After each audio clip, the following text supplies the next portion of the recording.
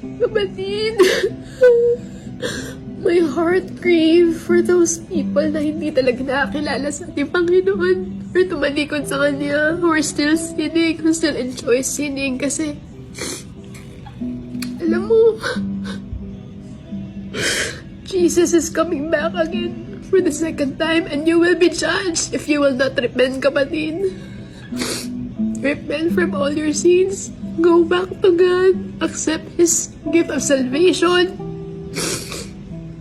And the gift of salvation, kapatid, na ino-offer ni Jesus sa'yo, a new life.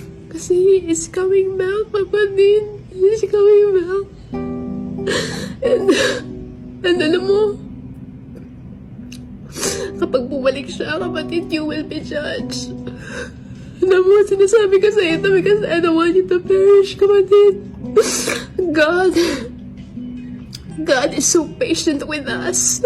God is so patient with us. Not wanting anyone to perish, kapatid. He loves us so much. Kaya nandito sa Jesus, kapatid. Kaya siya bumaba para mamatay sa'yo, para sa'yo. Para mamatay para sa'yo, kapatid. Because God loves you so much. If any one of you knows how God loves you so much, you will not keep or continue sinning, kapatid. If you know what God did for you, what Jesus did for you, kapatid, you will not continue sinning.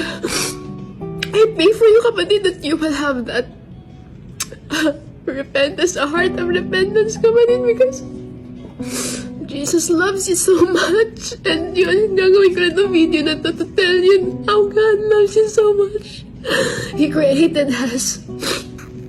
Nung pumasok yung sin sa life ng mga tao, kapatid, nakita ni Lord yun na hindi natin kaya na palayain yung sarili natin sa kasalanan. But only Jesus can really free us, kapatid. Can save us from all those kinds of sins, kapatid. Accept Jesus, kapatid, kasi alam mo,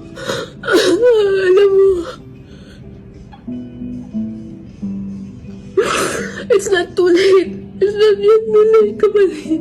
God loves you so much. God loves you so much. And we don't deserve everything that Jesus did, kapatid. Alam mo, hindi natin deserve yun. Hindi deserve ni Jesus yung ginagawa natin sa Kanya ngayon. We don't deserve. Jesus don't deserve us, kapatid. Kasi tinalikuran natin siya. Kung anong ginawa natin. Hindi natin pinahalagaan kung yung ginawa niya for us, kapatid. So, I will tell you, God loves you so much. God loves you so much. He is coming back. He is coming back. He is coming back, kapatid. So repent from all the sins that you've committed, kapatid. Kasi, walang ginawa si Jesus. Hindi mahalin ka. Magbigay ng salvation ng way. Because Jesus is the way, the truth, and the life, kapatid. He is the way, kapatid, to the Father. He is the way. He is the way for us to be saved. Siyang katotohanan, kapatid, naman sa buhay natin. He is the life. He is the true life, kapatid. Kapag alam mo yun, kapag alam mo kung anong ginawa ni Jesus for you, once you accept Him as your Lord and Savior, you will know. You will know what true life is, kapatid. You don't need to suffer sa mga kasalanan na yan. Because in Jesus, for the Spirit of Jesus, kapatid, for the Holy Spirit of God, there is freedom, kapatid. So, naiyak lang ako kasi talagang hindi ko kaya. Hindi ko kayang sukatin yung pagmamahal ng Panginoon natin, kapatid. He loves you so much. He loves you so much, kapatid. He loves you so much. That's why hindi mo masasabing may relasyon ka sa Diyos, pero you don't have the heart of repentance. Hindi mo ina-acknowledge, hindi mo inaamin sa sarili mo na makasalanan ka, nakasalanan yung ginagawa mo. You know, if we love God, we will stop sinning, kapatid. Although we still sin in the mind, in the heart. In our actions, kapatid.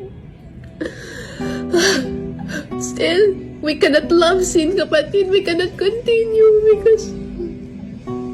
Grabe. God loves you so much.